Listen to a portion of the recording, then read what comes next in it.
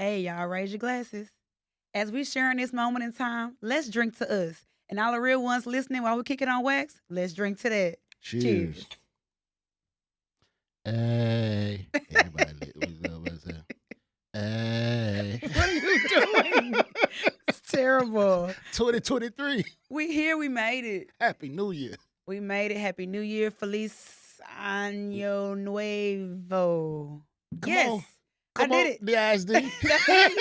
You know, we bilingual in the school district.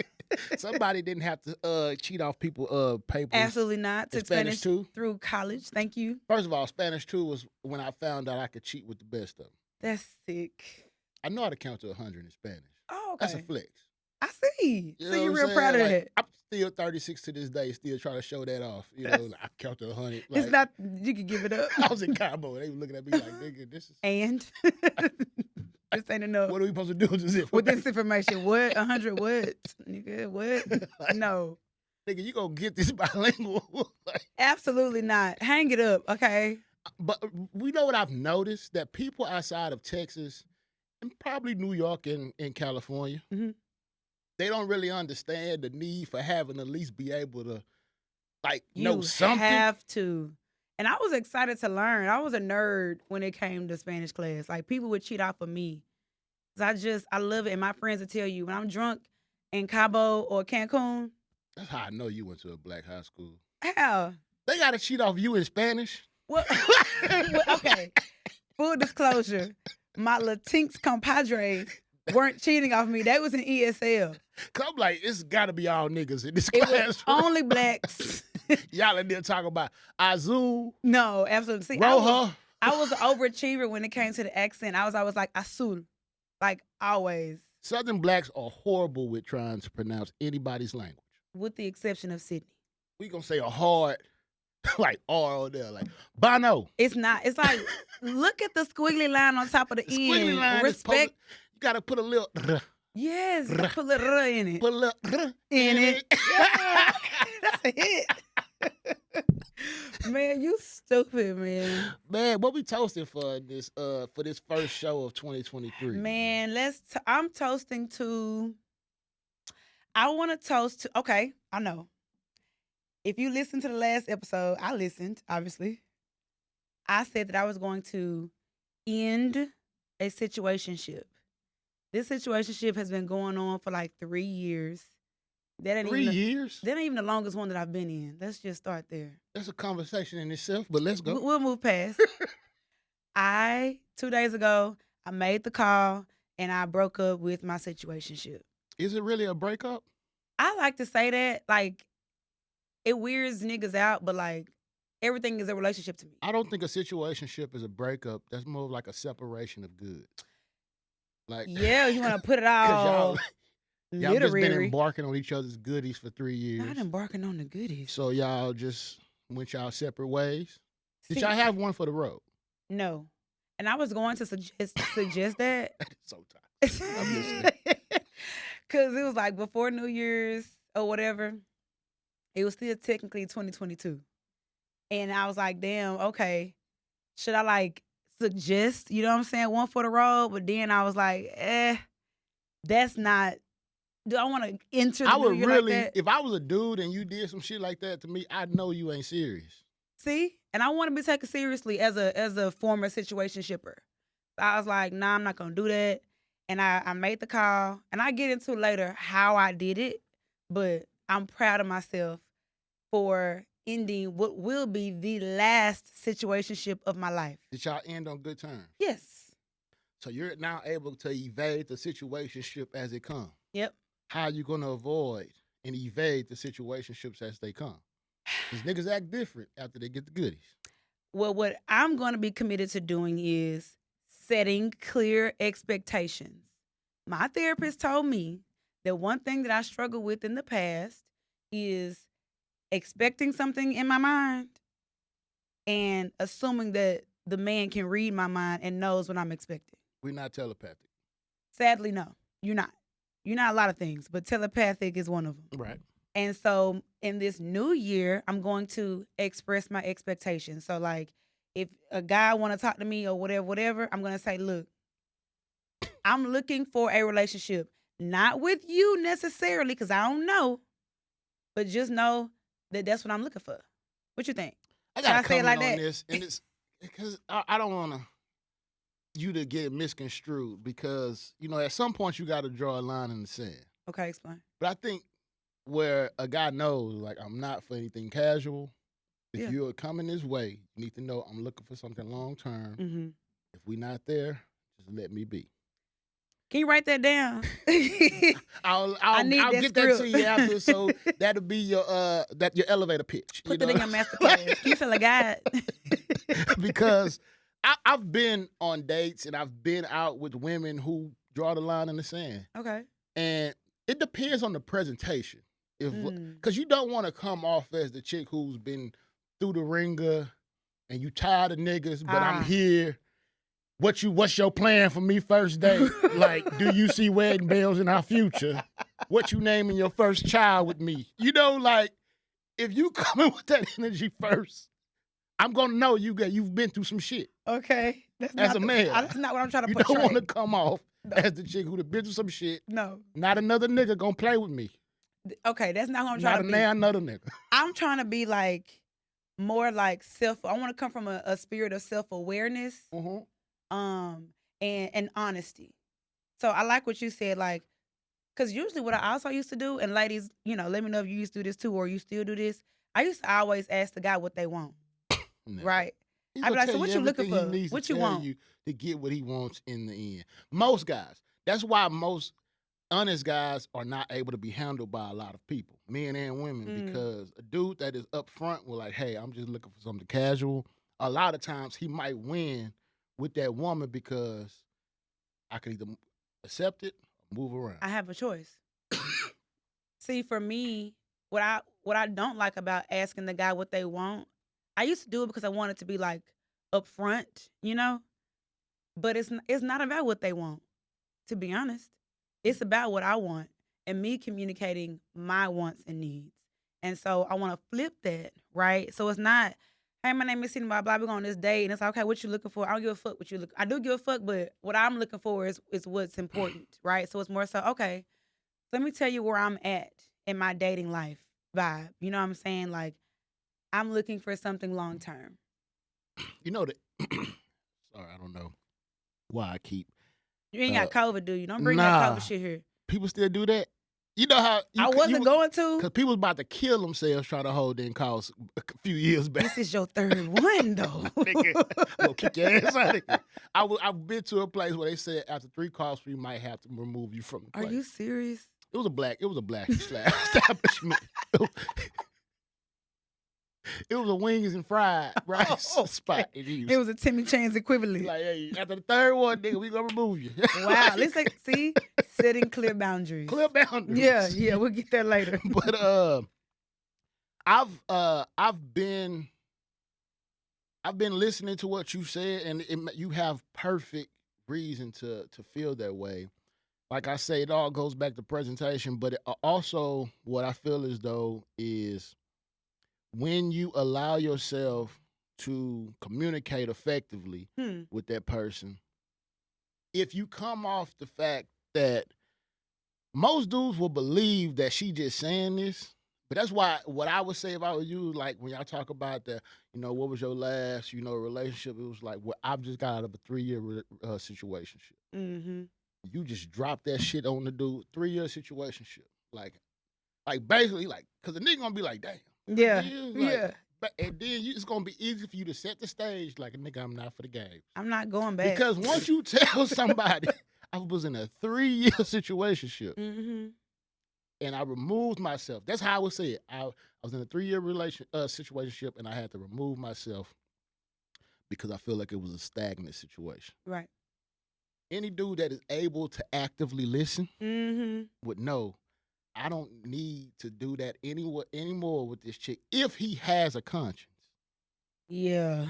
But so I'm asking a piggyback question. What are some red flags and some things you're going to be looking for to avoid falling in that situation? This is an excellent question. Let me think. Red flags, ambiguity. Explain. I cannot stand for niggas who choose to be vague. Like if I ask a question like, what's one of the questions I be asking on dates? I ain't been on a date in so long for the record, but let me think back to when I was. One question that I ask on a date is like, I'll ask something like, when was your last situationship? Yeah. Shit, I don't even know. What's a situationship? Absolutely not. Get the fuck out the You're in table, one nigga. right now, nigga. We gone. You know what I'm saying? You in one right now? Where she wondering Y'all where the probably fuck you having at, raw sex and everything. and you telling her you Hit me playing the after your game. date. No, because some niggas at that point in the situation, it's like, I'm on a date. Because we just know what it is. Pure honesty. You know that situation has run its course when you were able to disclose, I'm on a date. Pure hit honesty. you when I leave here. All right, cool. You know the code. Red flag. Door open. I If you're hate sending that. door open text, you might be in a situation. I was a former door open person. Nigga had the code to my door. Oh man, if that nigga no longer needs the code to your gate, you might be in a situation. See? And that, for me, that's a red flag. Like, that vague ambiguity bullshit, no, absolutely not. Answering questions with questions, absolutely the fuck not. Like, I can't do it. When I say, so what are you looking for? Shit, I don't know what you're looking for. Bye. Get the fuck. ASAP. I'm on the same type of time you on. I don't like that. Be on the type of time you on, nigga. Don't be on my shit. I'm on my own shit. I'm trying to see if we in sync. This ain't no secret. No, we ain't synchronized swimmers. Be on your own in sync. Just Timberlake ass nigga. No. That's what these niggas with some vocational training might be able to navigate this. I just honestly, I know everybody says this, but I do want my equal when it comes to transparency and honesty. Like, I don't have the time to be judging you. I'd rather leave and mind my own business and not have to deal with you no more. But you trying to bait me into a situationship or, you know what I'm saying, keep my energy around you is selfish and manipulative. I'm not into it, you know? That's an introductory period, when you meet someone. Yes, absolutely. So are you expecting all his hoes to just be No. dropped off at No. So how you gonna transition into we going somewhere? It's gonna be up to him.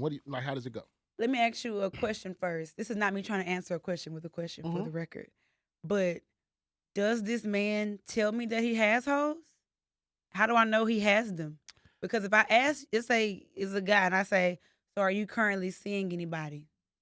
What a nigga gonna say? Well, right now, there are a few people I am socializing with. I hate But you want to say, I got a Tuesday, bitch, a Wednesday.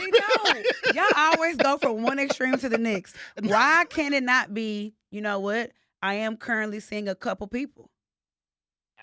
I told you, I'm socializing. Now, I socialize with Spider, the producer. I socialize with the man at the grocery. If I'm including them in that answer, then obviously they are in the loop. What is socializing? Okay. This is how I honestly would be. If you would have asked me, am I currently seeing anyone, and I say might be a single dude that has multiple suitors. Mm-hmm. There are suitors, there are people that are in the picture, but I don't see them as long-term options. I'm currently looking for something a little bit more real, and I would like to start with a blank canvas with someone else. Because a lot of times, ding, ding, ding. Where's our ding, ding, ding effect? Ding, ding, ding. I get a second date. Yeah. On to the next round. Because honestly, that's why that shit be feeling the first. It's like we know each one of us can talk ourselves out of this shit real easy. Right. Like my first date with my girl, shout out to you, boo. Yay. We closed that bitch down. It was cold this night, too. It was like, it was in January. And it was January 12th, I think. And you better know the date. We were there. I think our reservation was like 8. We left. It was like 10:45. Oh wow! And I honestly believe that it was because we had so much build-up correspondence. Because I was home for the holidays. The holidays happened, so we had to have real correspondence and dialogue before we could really hang out. Got you. And that made us feel as though it wasn't a first date. But sometimes that energy doesn't always flow in person. Right. after you've had that initial That's true. correspondence.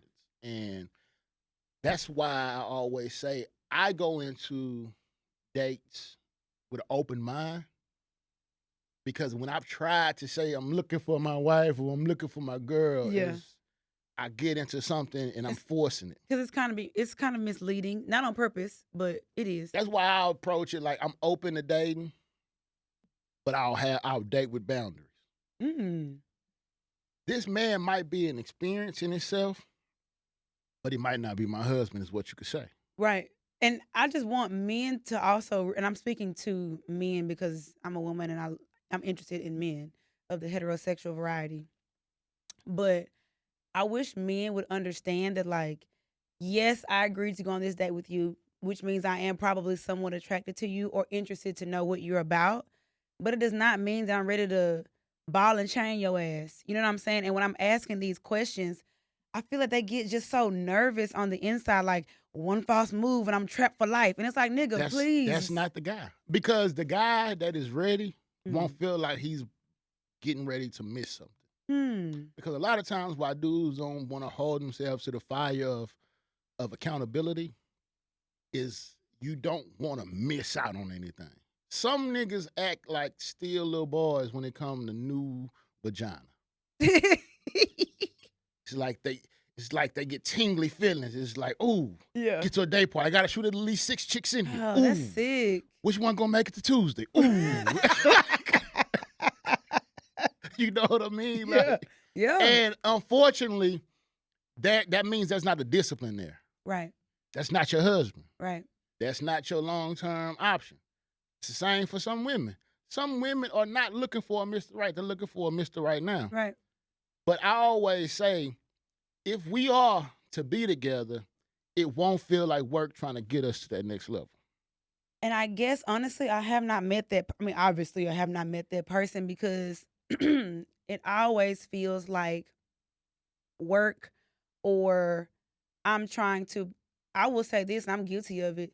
Trying to like be so cool.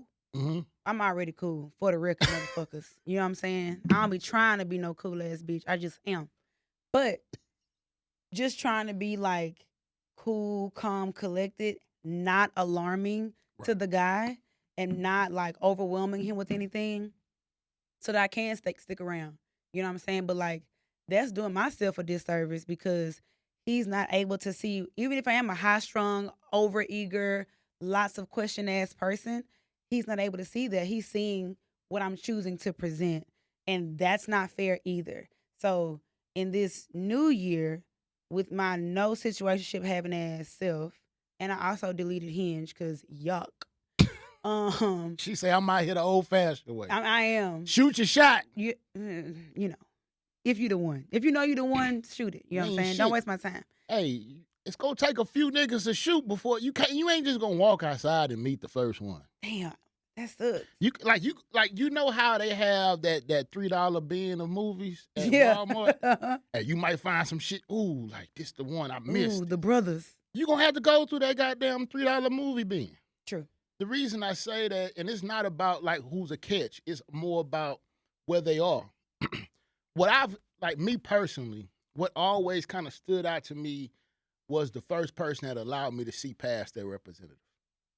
Okay. That always stands out to me. That's what's up. Like a vulnerability there. Yeah. Because that allows us to have a different level of alignment. Mhm. Once I see what you don't like. That might be the cool person that allows you to laugh at their corny jokes. Yeah. Like, I feel that. I got dad jokes that I didn't know you was corny like this. Yeah. But that's dope to me that you allow me to see past the social media element. That's true. And that's one of those things where I say, like, that's why with me and my girl, when we had to be snowed in 3 weeks into really not knowing each other, those 3 days, it's like, okay, I can't go home and put this shit back on and let you meet the representative. Right. So we got closer because we had to be uncomfortable around each other very soon. That makes sense. That's not always ideal. True. But I feel as though representatives have to go away sooner than later. True. I just think the representative on both parties will go away once, like, I don't know, there has to be time spent And comfort. And or comfort. Sometimes you're not comfortable around a person. because there's no time spent or conversations. I feel like you have to, and I'm not you, not the man or the woman or the whomever, but more so like you have to like take the initiative to try to see me for me. Mm-hmm. Like what I've experienced too is just like dating a guy, not even dating, but like getting to know a guy, and he want to be my pen pal. Fuck that. I'm not. That's another red flag. That's another one of them bitches. You want to text me all the time? I don't care how nice and funny them text messages are. How many Martin clips you send me? And because that's your thing. And they know it. Oh, the niggas know that. That's why you really can't show your hand too much now. Because once niggas know, like, oh, I'm gonna sit on this fucking Niggas be, and ooh. honestly, it's hard because I can be laughed at my drawers. You know what I'm saying? Martin can. Niggas talking about you want to watch season 3 of Martin. What's your favorite episode? It's like, I don't like, know. DMB. But that's the hard part about, I think, that's what makes it harder getting the real these days with everybody having a platform. Yeah. Because not a lot of times what you see on the social media or on some type of platform is what draws you to the person. Yeah. But I think too, though, it makes it easy. It makes it easy, but what happens is you ever been around somebody and you had this aesthetic or this thought in your mind of how they would be, and then it's a letdown when you get around them. Because it's like, it ain't even about follower count. It's just, oh, she seemed like a vibe. Oh, it's just, oh, she seemed dope as hell. Yeah. And it's like, damn, you ain't shit but captured posts. Yeah. Damn. Like you get on a date with them, it's like, you seem way more interesting on social media. It's called a catfish. like I've been grams fished. Yes. Like, yes. I thought you was the vibe. Yeah. And they're not. Now you see it's some true cap cut editing going on around here. And honestly, obviously for me, it happens a lot with me. And like they seem so funny, so cool, post the right memes. They seem like, kind of like feminist vibe. And then when you're around them, you learn like they low key hate women. You know what I'm saying? Like they give I hate women vibes. I'm gonna tell you something. Those dudes have other issues. Like any dude that comes off that he hates women, it's an ancillary, it's a underlying issue there. It's the same way for a woman that is very hard against men. It's normally an underlying issue that we have no privy or no awareness of. Right. That's why I normally don't take it personally when I know it's not me getting the energy, but it's my genetic being that's getting this. Like, oh, you hate all men. Like, okay, it's not just it's me. nothing I did. Right. I feel good about getting out of that situation. Yeah. But then sometimes though, I think that's a coping mechanism. Over time. Yeah, over time. It's like I protected myself with this hard exterior to avoid letting someone get beyond my walls. But it gets harder with age, especially for women, I think, because you start to find yourself, you start to evolve, you start to have this growth. And then you also start to really just reach growth with yourself. It's hard for you to like be willing to like, you know what? Let me allow someone to share in this journey with me. Because over time, you just become used to being by yourself. That part. I was scared of that for a while before this current relationship. Yeah. Because I thought I was so used to being by myself. Yeah. Because I honestly was comfortable being by myself before I met my girlfriend. That's the season that I'm entering in, and not even on purpose. I just living with me, and like I leave functions early because I like to get home. Oh, to be with me. Really enjoying I am this new like crib, huh? my apartment to me is just like such a vibe. And I like, let me hurry up and get home so I can finish The Witcher. Like I like to get home and be with me. And I want to continue to walk in that, because having my comfort disrupted is nothing that I'm looking forward to. So that's why clear expectations, see the red flag, peace out on the red flag. This is my parting shot to you in situationships. Watch this. I'm putting prayers out. I'm putting good vibes out. Hallelujah. that Sydney will forever and ever evade all situationships that come her way. Before they start, she will see them arise and be able to move accordingly and without heartbreak. Amen. In Jesus' name, Hallelujah. amen. And I want that same prayer for the same women who are going through what I'm going through. Y'all look for Russell's prayer? I just gave you seeds. That's way more relatable to you in the comments. Yes, that's his prayer. So remember it, write it down, transcribe that mud, and let's say it every night. Amen. No one should enter. That ain't about to be my husband. That or ain't trying to be. I ain't trying to be. Because I don't got time. I'm 34. Quit talking like you old. I'm not old, but I'm getting older. Y'all got technology. You can have a kid at like 52. Just go freeze your eggs or something. You know? Give me $10,000 first. No, man. So we talked about you avoiding situationships. Mm-hmm. Also finding a person that's for you. Speaking of that, you know, sometimes life throws us curveballs. And one thing I've been doing, honestly, this break while I've been out of work, while the holidays have happened, that's a time for you to cuddle, be on the couch, binging, getting caught up on what's good. Yes. The culture led me to the best man. Okay. And watching the new Best Man, I must say, it was a different experience for me because this was the first time in real time I felt as though I could relate to what was going on. Okay. But it's also, and one of the main things that I related to was really Quentin. Okay. Yeah. Because you start, the main thing, you realize who you relate to is not always the person you thought it would be. Yeah, I would have never seen that one. And you saw a lot of people's true colors because you followed these characters for so long. But with adult eyes, you notice things that you wouldn't have known in your early young adult years. That's very true. Like, you realize, like, yeah, Harper was an asshole. He was selfish. Yes. But he also was dating someone who didn't have her voice and waited too long to voicing it to a person that wasn't going to hear it. Yeah. And so it's like, okay, we are responsible for what we get sometimes in a marriage, because if this is really the person I'm supposed to be with and I don't feel privy enough to speak up on my behalf, then who will I be able to do it with? And I want to park at Harper and Robin's relationship. Okay. And if you haven't seen Best Man Final Chapters on, is it Paramount Plus? Paramount, yeah. And do not be asking for people. That shit is $199. Is it? With commercials, $3.99 without. Oh, wow. I'm seeing people, can somebody give me their login? I refuse to be on this broke energy in 2023. I would like to just really quick say this. Shout out to my ex-situationship because he had me on all things streaming. And boo, I hope you never take me off because, you know, we locked in. Why my ex and her mama on my goddamn Hulu? Like, I literally was like, who the fuck is this email address? You know, like, I think this. For real? You gonna kick him off? Nah. Okay. Like, me and my girl was like, I was like, I'm gonna let her have it. Yeah, you got a good heart.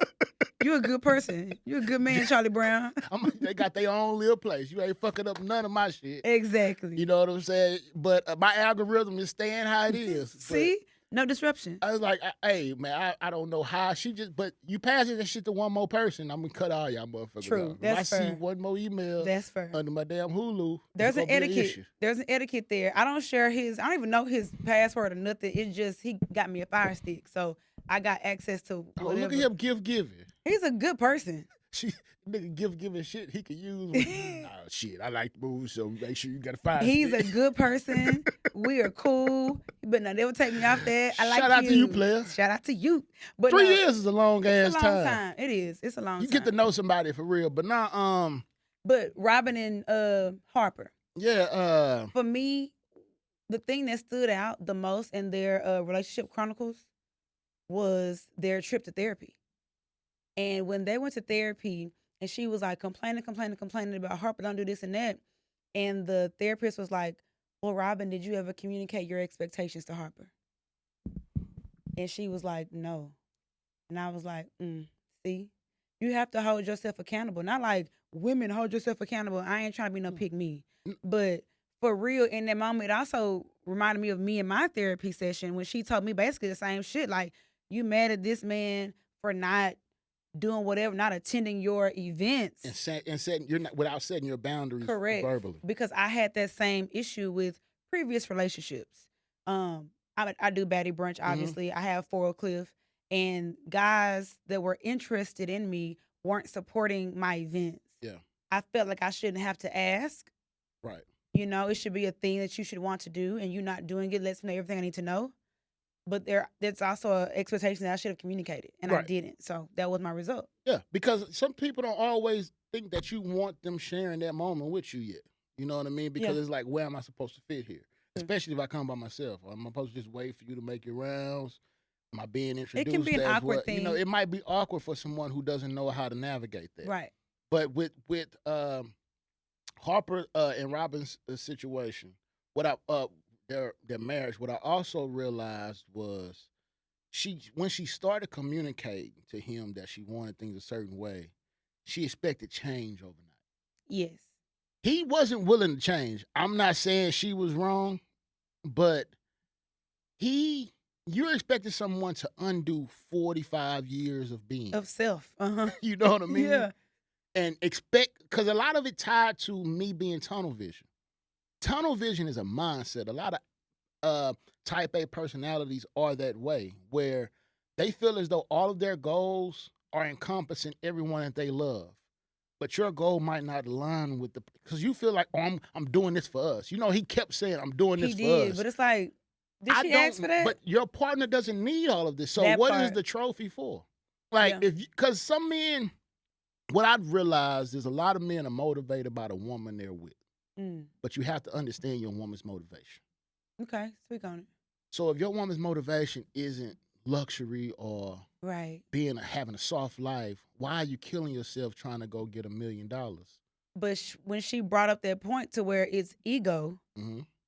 she hit the nail on the head because, again, I didn't even say this, but Best Man Final Chapters, 10 out of 10, 11 out of 10. Most definitely. Greatest shit to smoke. It was the best one because we got a whole story and not just a curtailed story of 2 hours. And a deep dive into different relationship scenarios. You had grief, you had infidelity, you had money, you had self-care, all these ambition, all these different things. And so when he was like trying to get this house, if it was me, I'm like, yeah, let's go see this bitch. Oh, it look nice. Look at this kitchen. It's a big old island. I want it. Let's do it. But her, she's driven by a different motivation, right? She's a more nonprofit type of vibe lady. You want the big house. She wants to share it. So that lets me know when it comes to y'all foundation, y'all are completely different. Y'all won't work. Correct. Because we taking each other in different directions. But with that scenario, I was like, damn, I didn't even think about an issue like this arising in a marriage. You know what I'm saying? Like unaligned goals, right? Like you're trying to move on up to prove to yourself that you can, because he low-key is insecure about himself and he has imposter syndrome a lot about the things that he can accomplish. Yeah. Meanwhile, she's happy with where they are. They only have one child. Why do we need this big? We're not talking about family planning. So why do I need this big ass extra house? Right. You're trying to get this house for yourself, masking it as if you're trying to provide for your family when your family has been provided for. Because I feel like he was trying to make all of his accomplishments worth it by having this trophy on the Upper East Side that his wife didn't want. Yeah. But I think the nail in the coffin for them was when he let her down with the restaurant. But no, I'm gonna tell you why. I'm not saying it was right, but in her mind, she was like, that's the one thing.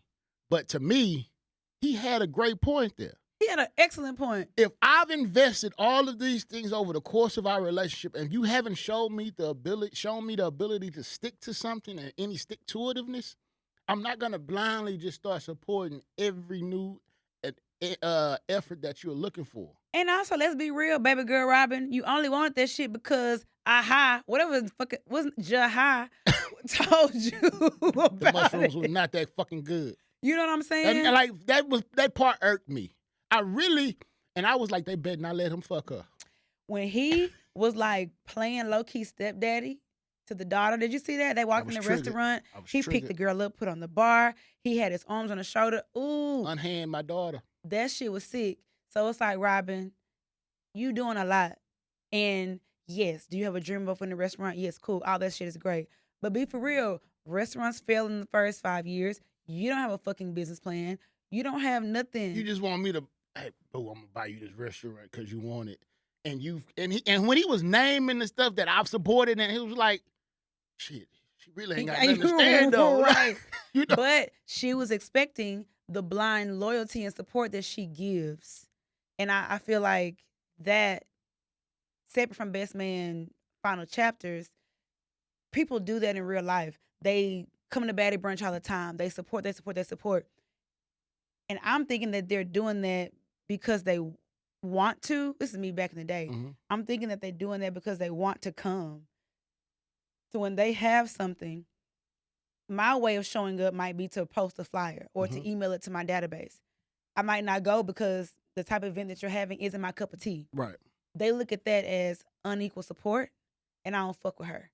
But it's like, I'm supporting in the way that I like to support.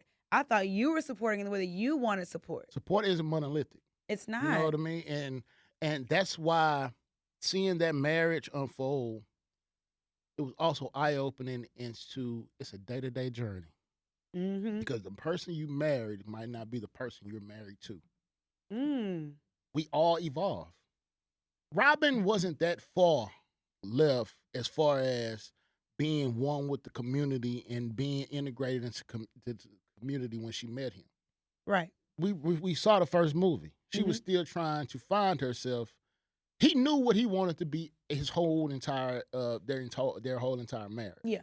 So what that allows one person to do is go through these journeys by themselves in a way, because you have this person that's tunnel vision on the end goal, Right. while I'm over here trying to flounder and find out what my purpose in life is. Yeah. Yeah, you're being a mother, great thing, but all adults want an outlet. Mm-hmm. It's scary though when you with somebody who doesn't have one. That's why I've always been. That's been a thing when I date, is you have to have your own interests and your own networking circle. But on the topic, but on the topic of needing an outlet, what are your thoughts on Merch and Candace? Well, Because that was a large strain on their relationship, was him not having that. she took him for granted for too long, She did. as most do. And the biggest thing that I saw in Merch is, what I noticed is friendship circles, or a circle of friends, it can dim our light, or it can also stunt our growth. Mm. Being in a very integrated group of friends, once you have a role, Yeah. that's your role. You're typecast. Like your typecast, like it's supposed to just roll off your back. Right. We supposed to just be able to make you the butter Merch. joke. What you tripping for, Merch? You Yeah. know that's how we do. But it's Yeah. like, I'm a fucking father now. And you evolve too. You know what I'm evolution. saying? Like, I got people that depend on me. How am I supposed to just let y'all kick me anytime y'all want? You know what I'm saying? And so that he was at a crossroad that a lot of men are at, but don't know how to find it. Okay. Because think of the guy in high school that might have been bullied, or think of the dude that was like the more subdued friend that he didn't have a voice. So amongst these group of men, you aren't able to lead. But I have to practice leading in a household. Something is going to overtake. Yeah. I'm not going to be the same nigga in this group of friends if I'm leading the whole household effectively. He was effectively leading a household and a school while not being able to really be of lead or any voice in a group of friends. And in his marriage. In his marriage, because he was as well. leading the household when it pertains to leading-ish. I wouldn't even call him a leader in the household. He was the more accountable one in the household. He was more accountable. The custodial parent. He was the default parent, is what I like to call it. You know, and I almost made me wonder if he had a job or not. I'm like, damn, when is he gonna go to work? His job was the school, which tied in his kids. So he was always there. Okay. Yeah. So default parent, right? But what annoyed me about him and Candace together, but about him specifically, was he didn't know how to speak up. It's like you're expecting everybody to create this space, part the Red Sea to create space for you to speak up when you're surrounded around a lot of dominant energy. Mm-hmm. You are going to have to just speak up. And when she did that shit that I didn't appreciate, when she was like, "Can you take the girls to etiquette class?" and he was like, I "No, made plans. I made plans." She was like, "Well, can you prioritize your family?" It's like, Candace, But don't weaponize my that kids against fucking me. triggered me. Me too. Because I was like, I know this motherfucker did. That shit Because pissed me off. a good partner sees as though, okay, he never makes plans. Ever. What you got to do? I'll put mine on the back burner. Mm-hmm. What bothered me the most about Merch, though, was he allowed himself to get to the boiling point. Yeah. Passive aggressiveness. Mm-hmm. And once you allow that to happen, and you have to now outwardly like chastise me for not knowing, Yes. then I'm really I can't effectively communicate with you, because now you, instead of you letting me in to know it was an issue, you wait and see, now you got to cuss me out. But now, honestly, Mm-hmm. in some cases, it's so grotesque that if you don't know that you've been shitting on me, then you deserve this tongue lashing in a way. You know what I'm saying? Like, Yeah. if I know you just been shitting on me for years. Yeah. But in a situation like this where we support each other, we are each other's backbones, I didn't know you felt this way. But the movie, you knew by my book, you knew who you were in this book, but it's the visual of seeing it It's portrayed. fucking with you, yeah. You don't know where the ego will be triggered. And so I feel as though there was a lot of underlying things that weren't communicated amongst this entire group of friends. Mm-hmm. But what I really enjoyed was how everybody assumed that Harper and Nia Long's character, Jordan, were going to get together at the end. Yeah, I was rooting for them, not gonna lie. But I'm glad they didn't. Because that was a cop-out. If that would have been a cop-out, and I think they saved a lot of face for for Jordan, when they allowed her to say, I'm not going to be your soft place to land. She did a great job with that. I identify most with the Jordan character. Mm-hmm. Because always the homegirl, proud. You know what I'm saying? I like that. Godmom, aunt, you know what I'm saying? Mogul on the rise. Prioritizing work. Right. Juggling work and navigating romantic relationships or whatever. Niggas doubling back. Experienced that too. Spinning a block. You know what I'm saying? But then having this will they, won't they with somebody in the friend group. I've experienced that. And so when she was like, I'm not going to be your soft place to land, it was like, boom. She has given a clear boundary. She is speaking up for herself. She's choosing herself without tearing him down. Right. Without, finding fault in what he did.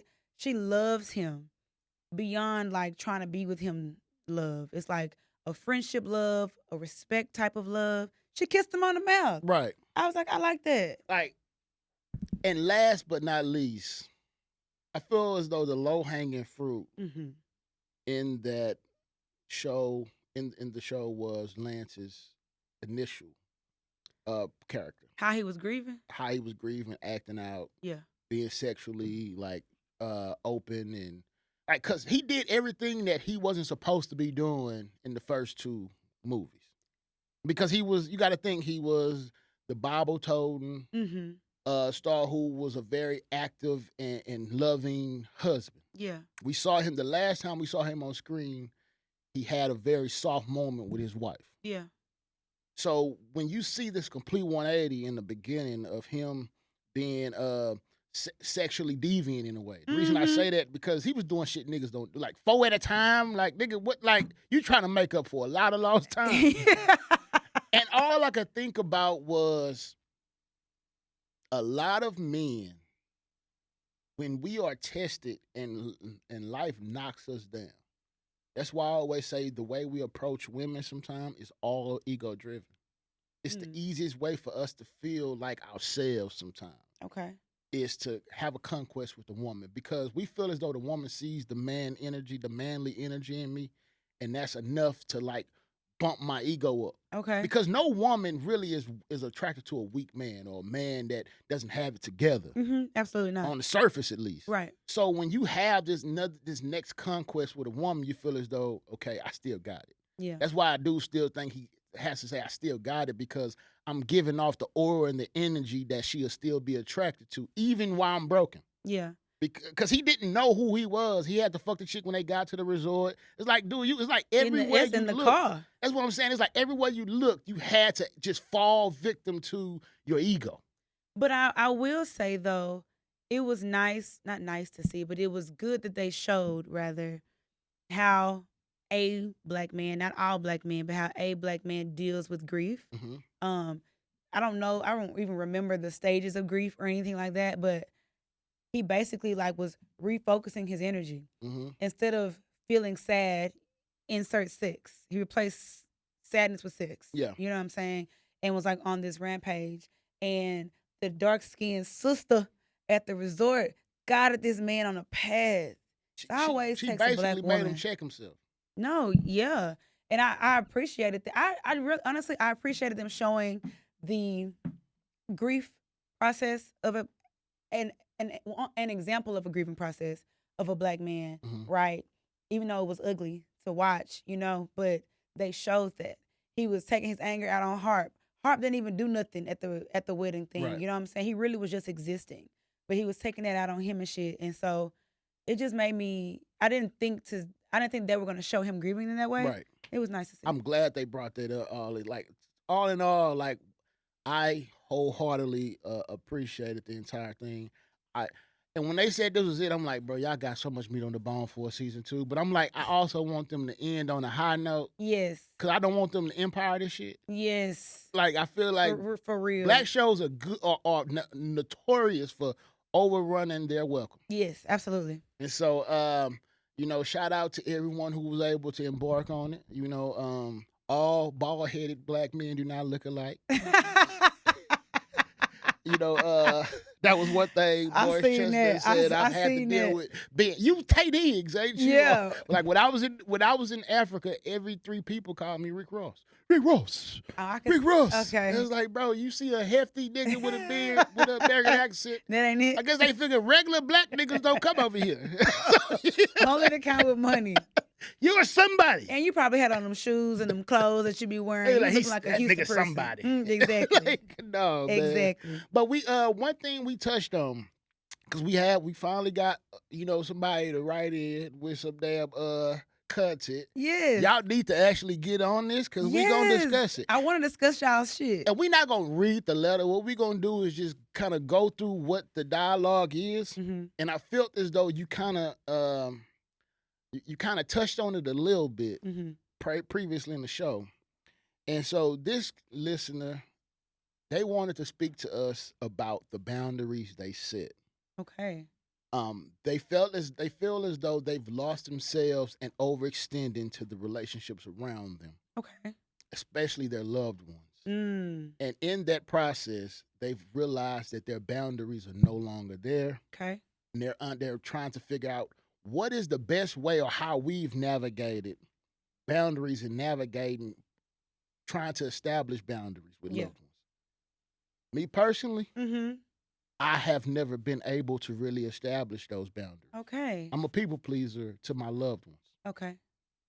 This year, and I said it before I even had this person, that correspond with us, I have to set my boundaries. Okay. Because my decisions are not only impacting myself now. Okay. I'm building towards something with someone. And so I feel as though I would be doing our relationship a disservice by overextending myself.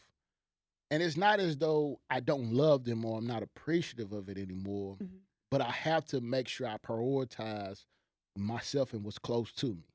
So you're creating new boundaries with loved ones. Right. Do you mind sharing your age with the group? I'm 36. Damn. I'm just kidding. The gray hairs are flourishing, like I say all the time. I just wanted to ask for context. And so I'm just not getting here. Okay. And honestly, I think it was an evolution, because you wanted to be the person that could bail out people in your family or had the ability to be of assistance. I was gonna say, what kind of boundaries are we speaking about specifically? Is Well, it calling too much? Is it money? Is it so like it's more visiting? about overextension, whatever overextension looks like. What Okay. that means is if you're asking me for money and I know it's something that is not gonna be short term. Okay. So it's not like a one So time not a one ask. time. So because now you're putting me in a position where I have to like turn over a new leaf. So I'm assuming, I don't know this the reader, Yeah. but for example, a person. Let's say, for example, um, I think that like our demographic, right, our age group, our generation, are making more money than our parents did for the most part. I definitely like our grandparents, Mm-hmm. right? I'm not trying to overgeneralize, but I'm Right. just, for the lack of a better for the argument. And so if I am perceived as that breadwinner, right? And my family has always, you know what I'm saying, hit me up for cash because they need it, or my cousin is in college and they need whatever the case might be, and I'm always shelling out their bread. And now we're in an impasse Yeah. because I can't just be giving you all my bread. And why I say overseas because it's not always financial. Okay. Sometimes it's like I expect you to be the one to show up. Mm. Like oh you ain't got no kids, or you it's like oh you come on, or you got it, or I know you can come through for me. Right. Like it's like now I gotta give you a hard no because you haven't even asked other people because you expect due to my answers of yes, yes, yes over Mm-hmm. the years. Now I give you one soft no. Yeah. I'm the worst person in the Yeah. And world, you fake as hell. and that's not a role I want to live up to. So without therapizing you, because I'm not uh I didn't know that was a word. is it, look it up. Readers, let me know. I think it is. Without therapizing you, because I am not certified to do so. I think the first step for you and the reader, or the person who wrote in, acknowledge your part Mm-hmm. in the reason that they continue to hit you up, right? I always say yes. Because not them always asking. They asked once. Yeah. You said yes. You continue to say yes to their ask. So now it's a learned behavior there. Yeah. So acknowledge your part in it. And then I would say also to just know like it's not gonna be a smooth transition. And accepting that it's not gonna be smooth, and then also coming to them in a space of love Mm-hmm. for yourself first and them. People can't learn how to walk effectively with crutches. Mm. As long as you are consistently selling them yes and bailing them out, why do I need to improve? True. Because a huge True. a huge growth process is falling on your ass. Yes. I told my kids that. So one of my students, unrelated to boundaries, but he's about to go into college, Mhm. right? And so I'm like, did you do your financial aid? Did you apply here? Did you apply to like what scholarships, blah, blah, blah? And he's like, Miss, I hate doing scholarships. Like, I don't like it. I don't like it. And it's like, I'm sitting here making him a profile for a scholarship database. And I'm Mhm. like, the crutch now, Yeah. right? Insert crutch. And I told him, like, when I was in high school, I hated doing scholarships and shit too. As a result, I have a bajillion dollars in loans. Yeah. You know what I'm saying? And so for him, you're going to have to fall on your ass and be forced to get loans of whatever it is until you decide that you're going to champion your own happiness and do it on your own. Mm-hmm. So I feel like it's something similar, but it sucks. Like human nature, sometimes we gotta fuck up. Yeah. In order for us to get right. And I think a lot of people have this thing where they don't like seeing their loved ones fuck up. It hurts. It hurts, but sometimes tough love is the only lesson. It might not be the first lesson that you need to put out there, but it might be the only lesson that will actually be effective. Yeah. I think too though, you have to communicate to the person why I don't know if this to be true, but I would assume that you kind of have to communicate to them why you are inserting this boundary onto them. Like niggas gonna be like, I'm protecting myself, I come first. So you learn how to say no. It's like, okay, motherfucker, if you've been saying yes for years and all of a sudden you got balls and you want to say no, don't be throwing that shit at me like that. Like, ease your way into that shit with me. You feel me? Like, be like, look, granny, or whomever. I have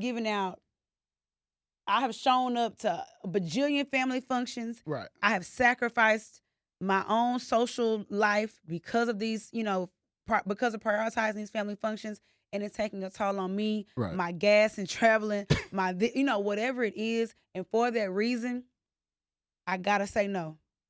And I might not always say yes moving forward. I don't think you're gonna like it, but I just wanna let you know that's the wave I'm on. I'm practicing my no's. Okay. And like I told you, like my first no, it felt weird. I'm like, oh shit. My second one, I got a little umph in it. My third one, I perfected this bitch. Yeah. You know what I'm saying? Like, now, when you saying no, are you telling people like, this is my why? Like, are you explaining the no? No, so I'll kind of like, instead of saying my why, I'll be like, okay, what's going to be the next step of this? And if they don't have most times they're not going to have a follow up like, oh, after you do this, then I'll just do it. It's like, if it's I don't know or it's a long pause, I can't help you, bro. Good luck. Because I think I just don't want it to get for you and the reader. Shit, and me too, yeah. Like, I hope we ain't hijacked your question, but I hope you feel you understand that people relate. People do. And I think, like, because a motherfucker be quick to say you acting funny. Oh, my gosh. But you kind of, not you, but like, if you out of the blue went from being the yes man, woman, whatever, to being a no person, you are acting funny. I mean, because you're not acting like yourself in our eyes. Correct. And you also haven't given us any context as to this why new no person. Change, yeah. You know what I'm saying? I feel like context is everything. If you give a motherfucker context, they can choose to say you acting funny or not. But look, I told your ass, I'm making this up, but like, I'm trying to buy a house. Yeah. I'm trying to save 20 racks by the end of the year. I can't get there by giving you this. I'm telling you my why. Exactly. So now you can't feel, I might have you next year. Yes. But as far as this year, hey, I have my reasons. Exactly. Understand. Exactly. Out there, listener, we hope you got something out of this correspondence. Yes. Establish your boundaries. We fix our first life. Practice your nose. Yes. Snap, snap, snap, snap, snap, snap, snap, snap. I like that. I want to get to something since we here, because I know, we discussed starting a new year. Mm-hmm. Blank canvas. We discussed this earlier where you were talking about kind of like what you see for yourself. Okay. As far as manifestation. Let me get my Lobos. And you had to pop the top for this. You know what I'm saying? You had something specific that you were manifesting for. I'm gonna just kill this bottle. Got to. Okay, good. You had something specific that you were manifesting. So we're gonna allow you to share with our listeners what you are manifesting for yourself in this year, 2023. Okay. I'm gonna give the listeners 5 seconds to guess. It's one word. What do you think I'm gonna manifest? 5, 4, 3, 2. Sydney want a boyfriend, y'all. Sydney want a boyfriend, y'all.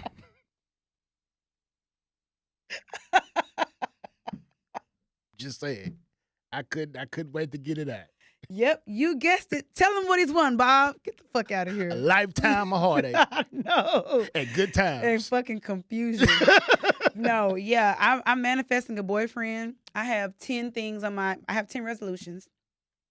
One of which is to not enter a situationship. Mm-hmm. Okay, we got that out the way. One is to meet my boyfriend. Okay. I'm manifesting that, and I want a boyfriend for obvious reasons, right? I haven't had a boyfriend in 7 years.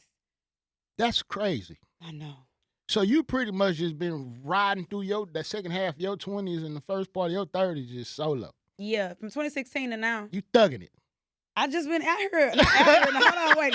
Let me go back. Navigating my situation. You know what I'm saying? Navigating the streets with caution. You feel big with my flashes on. I've just been, I've been entering situationships. I've been on dates. I've met some really handsome people. I've met some really trash people. I've given my special away to people who didn't deserve it, and by choice. You know what I'm saying? And I'm not interested in that. Yeah. I want something real. Mm-hmm. I want somebody with a smart sense of humor Mm-hmm. who thinks that Parks and Rec is fucking hilarious because it She is. want to watch Southside with you. Southside. I want to watch Southside with you. I want you to laugh. I want there to be like dialogue around like things that I think are funny, that we Yeah. think are funny. But yeah, a boyfriend is what I want. So I'm you want to be manifesting. sitting on somebody's mama couch for Christmas. I thought you was finna say sitting on somebody's face. See, this is why your ass gets stuck in I'm situationships. trying to 'Cause the transition, nigga my like, brother. "Oh, okay. I'm trying to put you on my mama couch. No, yes. Let's go back. I'm trying to sit on someone's mother's couch. She want to be on somebody's mama couch for Christmas, all in a matching sweater. I want somebody's mama to be like, you bringing Sydney over for I want like the kind of relationship with somebody's mama. They be like, me and Sydney going to the store, and I'm like genuinely excited to go. That's the best feeling. Yes. Cause my family pretty much say fuck me now. I love that. Where's Deja? I love that for her. Nigga, I'm here, Fuck you. Where's she? Like my little cousin pretty much is like, they got secret jokes now.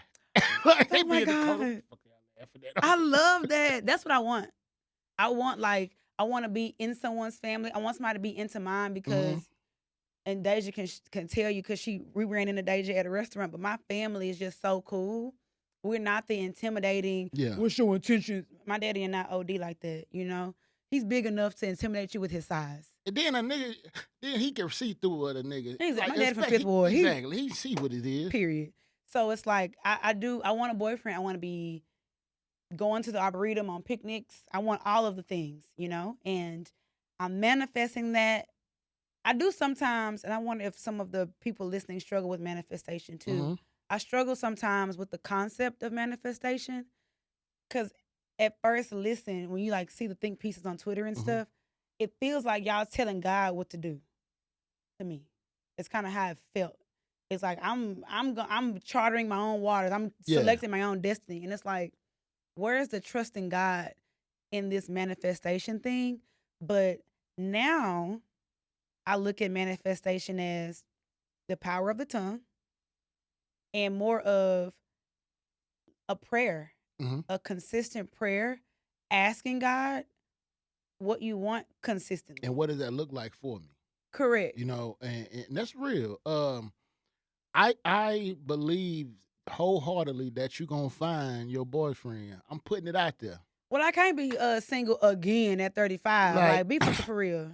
I really feel like you gonna meet your guy, and we ain't gonna see you for a while. You just gonna be like, I hope that over myself. Like, damn, she ain't posted in 2 weeks. I want that. And it takes. I don't know what kind of man this is, because I feel like my I don't think niggas is trying to talk to podcasting bitches. Because it's like, damn, I love life might end up on a podcast, or she always at your person don't care. I'm hoping. Your person. Notice I say your person. My person. Yeah. I'm manifesting a partner who doesn't care, who supports the podcast and is not intimidated by me knowing 40% of the black women in Dallas. Not intimidated by me having a platform. That might be your downfall. Baddie Brunch? Speak on it, my brother. Because niggas really don't be wanting, like, they chicks to know each other. No matter how. I get it. Like, you got the whole demographic of the black professional woman on lock. So that's not the whole. What I'm saying is, I got you. You either know somebody and know them. True. The 6 degrees of separation for me is crazy. Yeah, that's true. So I'm like, whoever your dude is gonna be on the swivel wherever y'all go. He has to literally make the choice to want to be with me, and he has to know how to handle himself in those situations. He really does. Because you also have male friends, guys that know you and things like that. So he has to be a very secure person. Yeah. Whoever you date. Yeah. He will have to be secure. Extremely so. But manifesting this, it's putting it in the air. I done sent it up there. Okay. Now, what are you manifesting? What I'm manifesting for myself this year. I actually put it in writing because I want to make sure that I have ability to be able to say, okay, this is what I'm manifesting. Let's hear it. So the main thing that I'm manifesting for myself is being it's building on last year's growth. So becoming the man that I see for my family. Hey. I've never been at this place before. Okay. The reason I say this is I've always visualized like being a family man, having my wife, having my kids, like what the aesthetic of our home would look like. But that's the surface. Yeah. I don't think a lot of guys realize the preparation you have to do for yourself to be prepared to take that next step. Okay. Explain. We have to build ourselves as men to, because there's certain scenarios in which you don't know it requires until you get there. Okay. For instance, being able to handle yourself and bring peace to a place or to a space. Because look at Lance and his kids on Best Man. Yeah. You are, quote unquote, the patriarch, the person that is supposed to be provide a comfort, within this place. And if I'm not right with myself, how can I bring peace to my unit? And he wasn't. And that's one of those things where you kind of have to check yourself. Like, if me and my girl have a slight disagreement, like, how are you responding? Are you trying to get the quick jab, or are you trying to effectively think and communicate to avoid a hangover? Yeah. How are you on paper as far as your discipline when it comes to finances? How are you on paper when it comes to your discipline as far as your health? Yeah. Because now I'm no longer living for myself. That's true. Because it's certain habits I just had to give up. And not to go back to Best Man, but that reminds me of Quentin. Yeah. But yeah, keep going. No, that's why I related to Quentin. Yeah. Because his vices were his vices for so long, he felt as though I was my best self with these vices. Yeah. But now you have a reason to stop smoking or stop drinking as much. Yeah. Being active in the gym. Mm-hmm. Because now it's like, I can't leave somebody hanging. Yes. And those are when I realized how to be more selfless and work on myself to be my best person and my best self for my family. Yeah. And you don't have to have the woman in your life to start that work. That's real. Because it's going to be expedited when you meet that person that you see yourself with. Because now, if you're having to scramble and get it all together while you're in the process of dating, you're behind the curve now. Yeah. What you just said reminds me of a conversation that me and Candace, I'm going to start dropping my friends' names on this podcast often, but Candace is one of my really good girlfriends. And we talked about this the other day about me wanting a boyfriend, right? Mm-hmm. And she was like, well, what are you going to be doing to like, you need to be getting ready for this boyfriend now. Yeah. Like, quit trying to wait on, life to magically be special when this boyfriend comes. Right. You know what I'm saying? And similarly to what you're talking about, like my health, working out, my finances, learning about investments, reading, incorporating self-care into my daily routine, like becoming the person for whom you want to be, who you want to be. Like, what are your mornings? Like, now I'm starting to realize I need a routine, whether it be before bed or in the morning. Oh, shit. Like, I read before. I used to be on my phone scrolling, on TV. Now it's like, okay, quiet time. I'm reading. But I've noticed I wake up renewed in the morning. Wow. I also sleep better. And another thing is, there are certain things that you realize, and this kind of ties to myself setting boundaries. Yeah. All ties to the preparation. There's work that goes into ourselves to be our best self for another person. Mm-hmm. And it's not like you're doing it for them, but you're doing it to bring the best experience of yourself to that person. Absolutely. And so I don't want guys to think, oh, she want me to change. Like, because if you've met your person, you work on yourself to be your best, you will be easy for you to start working on, because I want to provide this for her. There's already an internal desire. It's internal desire. And so that's why when women get mad at a guy that isn't looking for a relationship, he's being honest with himself, because I'm not ready. And I appreciate it. But honestly, sometimes I can tell you that I'm not ready, but you're paying more attention to my actions. Like, but the way he kisses me, the way he caresses me. I'm guilty. But I've told you, I'm not ready. So whatever you get out of this is on you, because I've given you transparency that I'm not your boyfriend. But sometimes actions speak louder than words. They don't. They don't. Damn. Actions do not, because I have to think with my mind what I want to come out. You hear so that, ladies? I have the nuts to say I don't want to be in a relationship right now. Yeah. With you in front of me, I don't want to be in a relationship right now. Because I'm not even going to lie to you to get what I want. Yeah. But you'll be like, because dudes have done it too. Like, I can wear her down. I'm going to walk her down. Like, this now it's a conquest to me now. But sometimes, and this, I don't know if you ever seen this movie. Damn, what's the movie? What? Fuck, it's a white movie. It's Not Me, It's You. Who's in No, it?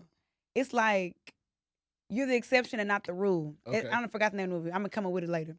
But the exception, not the rule, meaning I've seen examples of where a man will say, "I'm not ready for a relationship," and then the girl be like, "Okay, cool." They continue on with the situationship, and then over time, she wears him down, and then they get in this relationship, right? But that is the exception, not the rule. The rule is if a man tells you he does not want to be in a relationship, he does not want to be in a relationship. And if you do, you need to bow out gracefully and find someone who does. Don't do that. Do not be the chick waiting on the dude to age himself out. You know how she like, God, I'm so triggered. I'm going to stay with him because I know this nigga get tired of running the streets. So now he ready to sit down. He looking for that soft place to land. It's like you won. You done made it to the finish It's like, line. what? I was just the last bitch standing. Like, That's you the only dummy Yeah. that's still here with me. So I guess we go official. You go with my girlfriend. Nigga, I've known you since your 30th birthday party. You have gray hairs now. Nigga, like you asked me, do I want to be your girlfriend? How embarrassing. But we know these types. I was almost that type until I tiptoed myself out that shit 2 days ago. And like, and that's why I don't feel bad for a woman who consistently dates a guy who is telling her that I'm not the one. Like, you dating fuck boys, but some women are attracted to the fuck boys, just like some dudes They be are finer. attracted to the quote unquote toxic or hard woman. Yeah. It's like, I need somebody that can handle me. Yeah. Not a pushover. Like, Yeah. I really wonder sometimes, are y'all looking for a relationship or a jostling match? Because sometimes people get off on the toxicity because it allows them to not have to really check themselves. I think what has to happen is people need to announce what a relationship looks like to them because it looks different for everybody. A relationship for me, texting every day, phone conversations 3 times a week, dates at least twice a week. You know what I'm saying? That's me. A man, it could look different for him. But like on those first few dates or whatever, like I think that's a valuable question to ask, because if relationship to you is like, I want you to challenge me, it's like, nigga, this ain't the great debaters. I ain't got that kind of time. Like, some dudes be wanting to date their parents. Some women be wanting to date their parents. And it's Yeah. like, that's not a healthy relationship. Yes. But it's the only one you know. So it's like we kind of resort to what we know. You know, that's the low-hanging fruit of like, I need an opinionated woman. No, but you're a dude that can't handle a woman with opinions. But you feel as though I needs to know what you're saying, but you always go back and bite her head off if she has an opinion. So do you really need or want a woman with an opinion, or is that just what you're comfortable with? Insert mommy issues. I ain't got the time. Hey, we're manifesting that you find your person. And I'm manifesting. What you wanted again? I've been drinking. And I'm manifesting that I continue my journey of growth.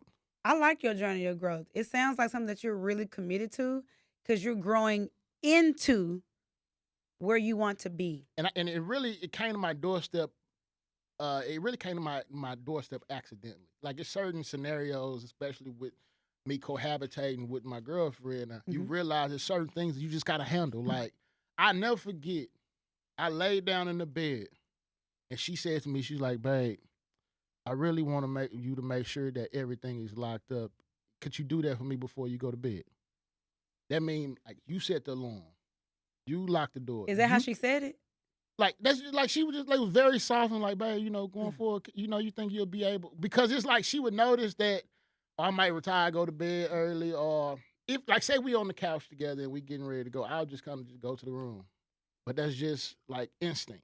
But you got to protect everything in here. Yeah, that's real. So let me make sure that I've confirmed that we are secure in here. I think I need to work on being softer. Because how That's a she challenge. presented, I didn't feel challenged. I didn't feel like she was calling I'm a man. She was just like, hey, babe, I just want you to be cognizant that when we go to bed, make sure we good to go.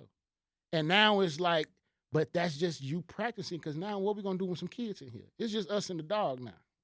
What if she would have said, hey, baby, can you go lock the house? Is that soft? Or is that, like, what is that? Because that's what I would have said. Yeah, go like the house. And then it's like, after you tell me that 1 or 2 times, I'm going to start knowing that's my role. Okay.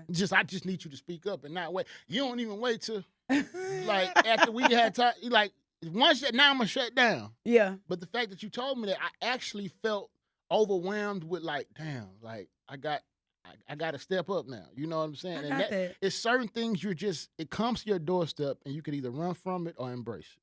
I think when I look at men, I not any man, but like men who I'm interested in, I look at those like moments of like, I don't want to call it masculinity, but kind of like protection. Like letting me know. Like I love when a man puts me on the other side of the street. That's instinctively. A real thing. Like, hey. And my daddy taught me that when I was a kid.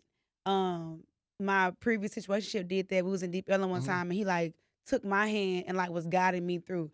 I want to be soft. Right. You know what I'm saying? When we go to a restaurant, him not letting his back face the front door. Certain things like that, yep. The last one that is my favorite one is when we go to a place and he give me his debit card. Oh, that's my favorite. Oh, I love when a man give me his debit card. You got it, daddy. Oh my God. This one guy I don't know what you would call situationshipping with, went to this bar separately. You know what I'm saying? We was separate. We got in there. I went in there with my girls. He was already with his partners. He seen me at the bar. He just gave me his debit card. Didn't say, can you get me nothing? Get what you want. Oh, I love those words. Oh my God. When let me look at the camera. This the camera, right? Future man. If you got that kind of big dick energy, I want that. That's my type.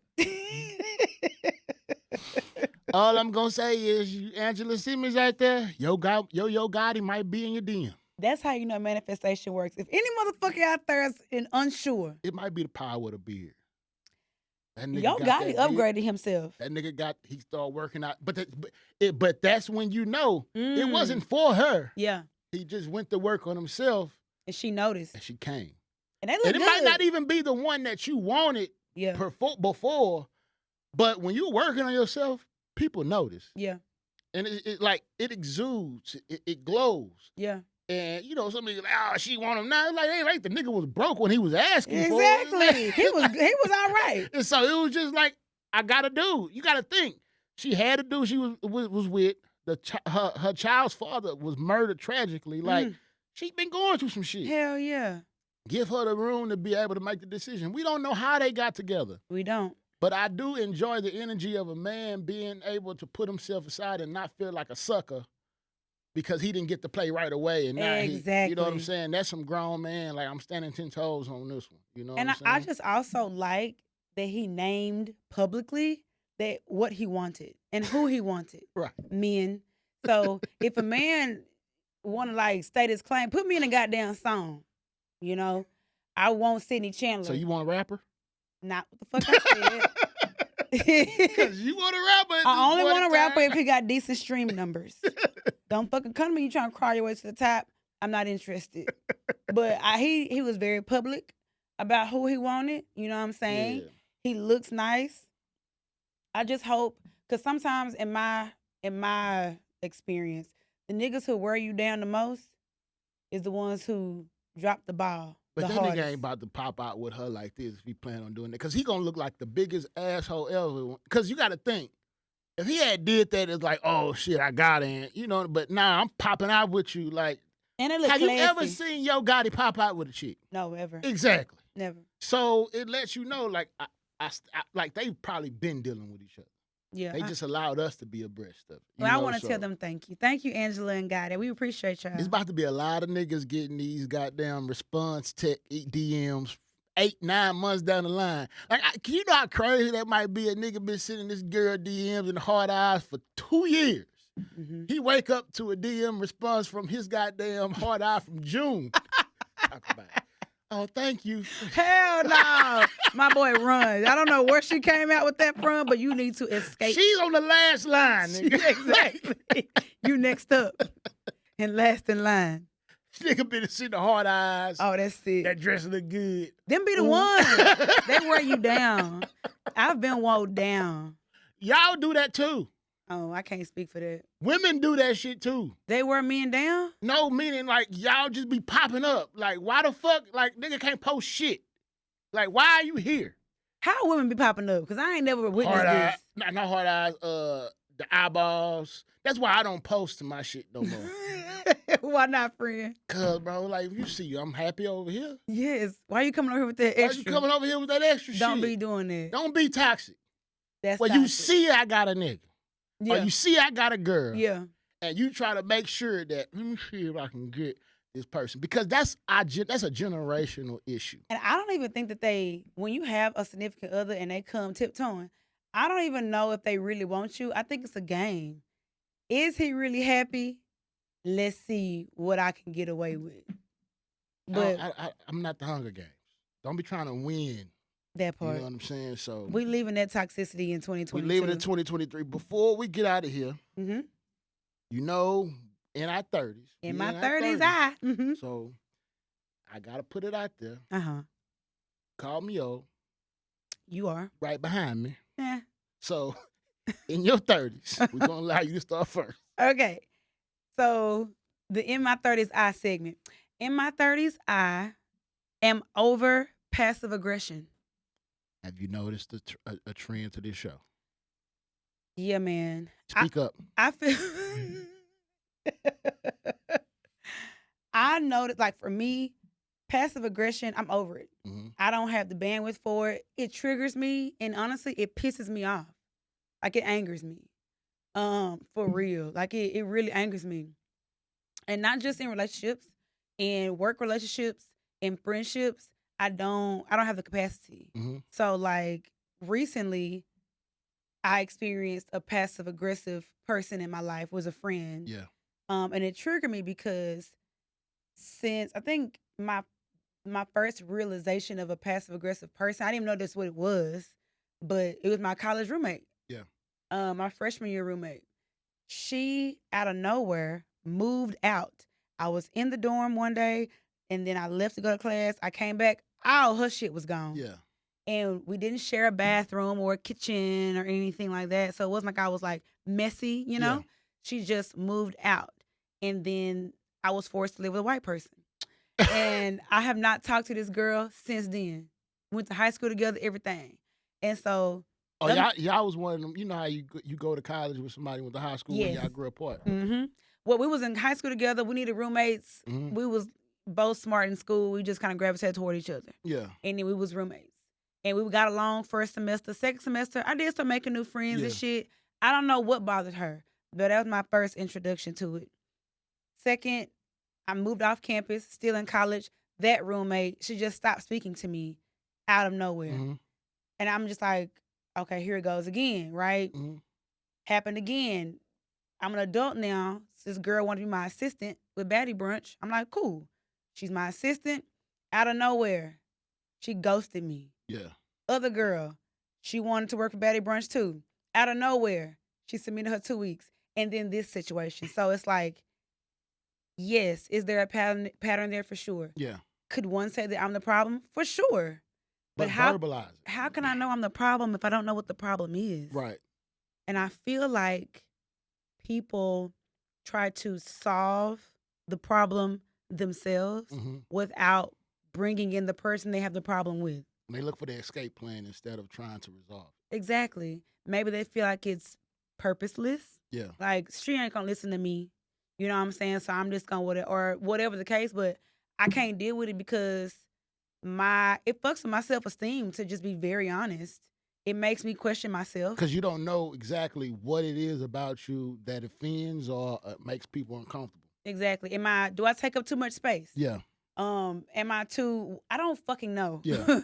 But I really wish that people would, it's forced me to make pacts in real time with my friends and my coworkers and saying that, look, if I ever make you feel whatever kind of way, I need you to tell me so that I can fix it, because my intentions, I've never been that person that's like ill intention to Yeah. like make you feel less or small or unseen.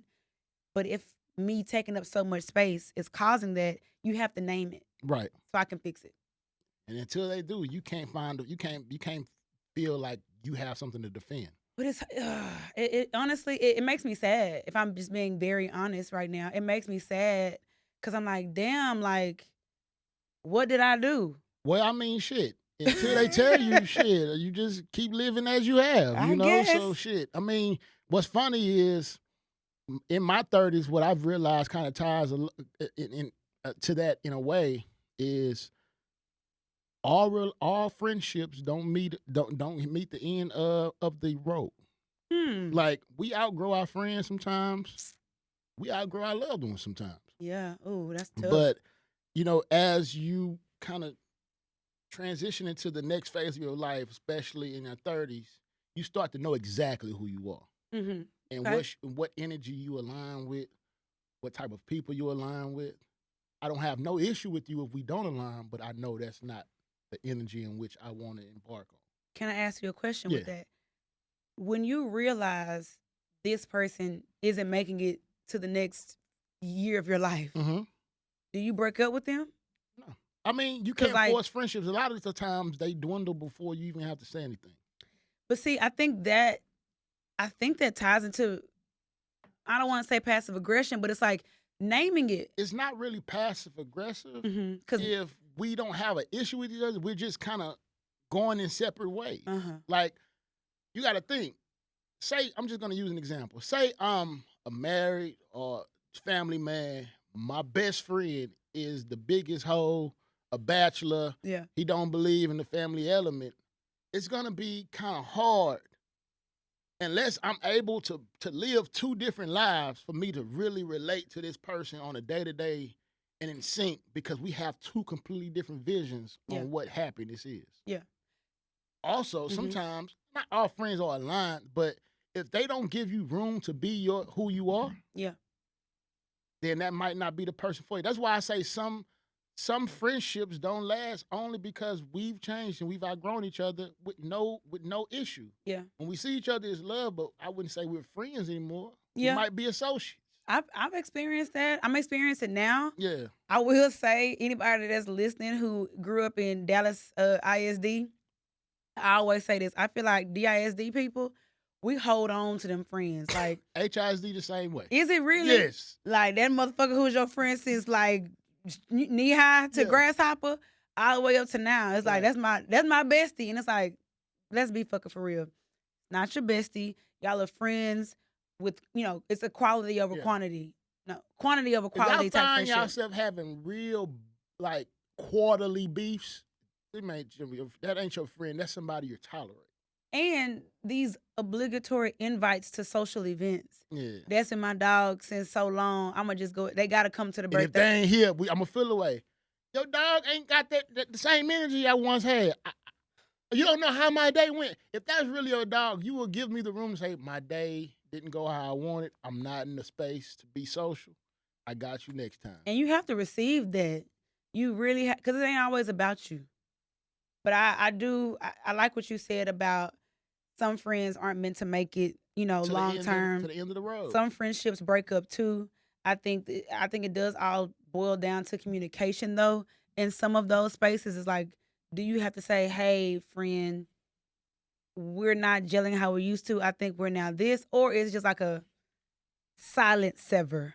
No, with friends, you've normally had a conversation where you kind of checked them, or quote unquote, or they checked you on something, and then if that's not our only conversation and it still goes on, it's like now I'm having to conform to something that I'm not.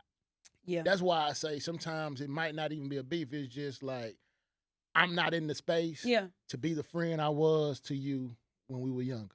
And that's when you compartmentalize. Because some people require a lot that I'm not really willing to give you anymore. Absolutely. So that's why I say some friendships expire. They run their course. You know what I mean? So, hey, it is what it is.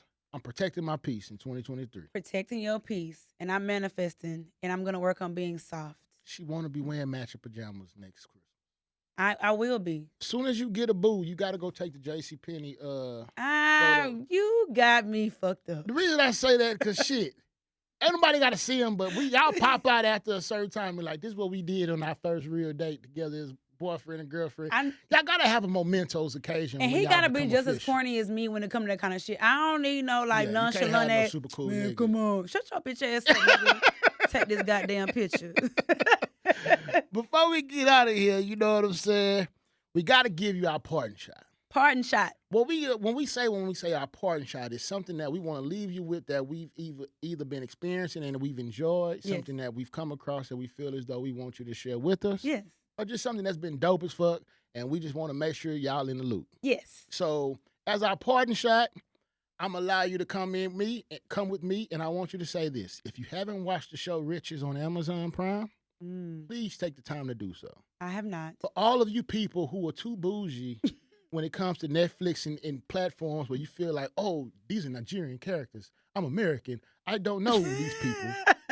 Don't be like me. Right.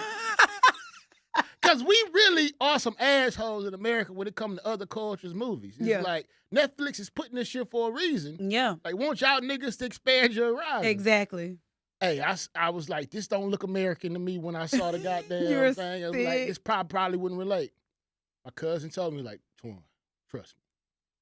6 episodes, I got through that shit in a day and a half.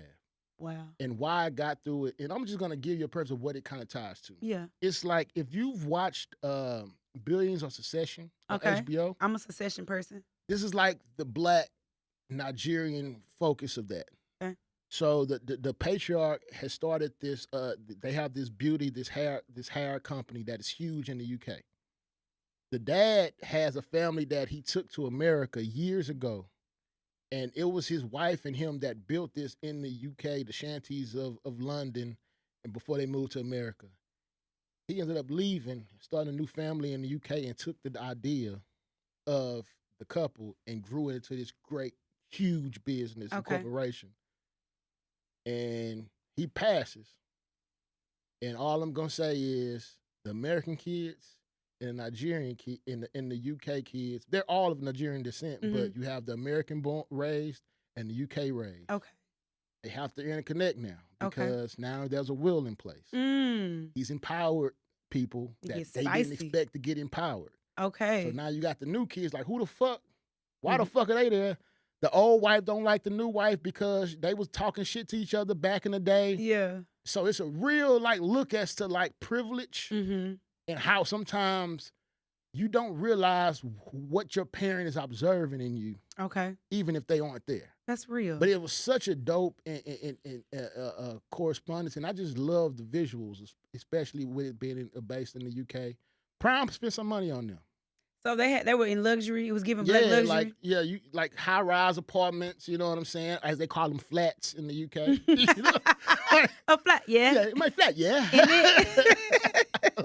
But nah, check it out though. You know what I'm saying? If y'all get a chance and go on and chop it up with us about what your ideas were. You know, let's embrace the diaspora. Yes, I like that. I like that. As my best friend is a Nigerian woman, I can support that message. We got to. We have to. I mean, don't let Akon draw a wedge in between us. I'm gonna let you go with my parting shot is the show on Netflix called Kaleidoscope. You got to pay attention to that. No, Kaleidoscope is good, and for those of you who are under several rocks and have no clue what I'm talking about, it's a show with Giancarlo Esposito. Who is also like, he was in Do the Right Thing. If you watch Fresh, he was in Fresh. He is also the executive producer on almost every Marvel movie ever. Yeah. So he's like the shit. But anyway, the cool thing about Kaleidoscope that it's a Netflix original that they did is you can watch it in any order. So each episode is titled by color, and so you can watch it in any order you want. There's green, blue, orange, violet, pink, red, white, and yellow. Yeah. I was the type of person, because I knew this information, I Googled the best way to watch it.